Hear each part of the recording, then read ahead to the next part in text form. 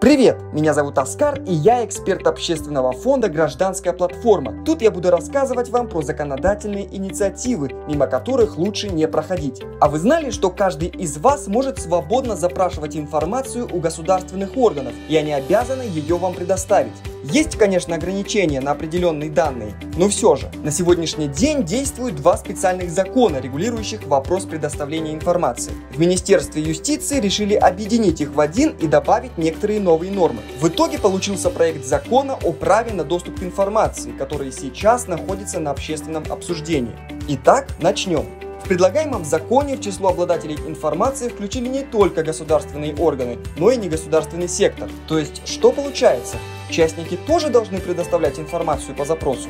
Нет, точнее не все. Во-первых, это касается только юридических лиц. Во-вторых, информацию можно будет получить только у так называемых естественных монополистов рынка и у тех, кому были выделены средства из государственного или местного бюджета. Почти такая же норма есть, например, в украинском законе о доступе к публичной информации. Там тоже два вида юридических лиц. То же самое и в законе Азербайджана о получении информации. Но вернемся к нашему закону. Вводится такое понятие, как общественный интерес. И тут следует остановиться поподробнее.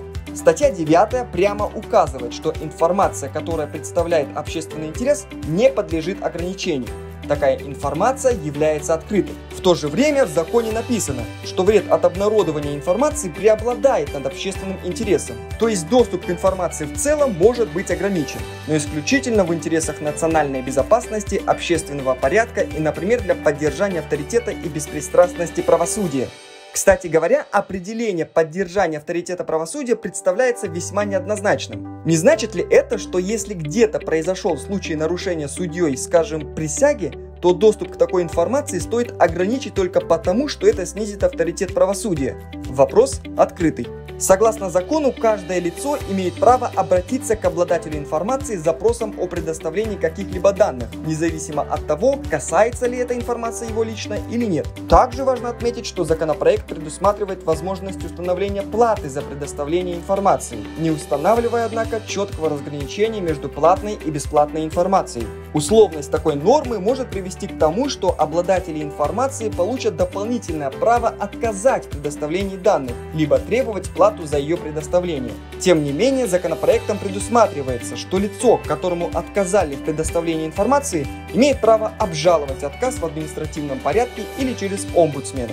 Общественные обсуждения по этому законопроекту продлятся до 13 апреля. Каждый может высказать свои замечания и внести предложения. А на этом у нас все. Ждите следующих выпусков.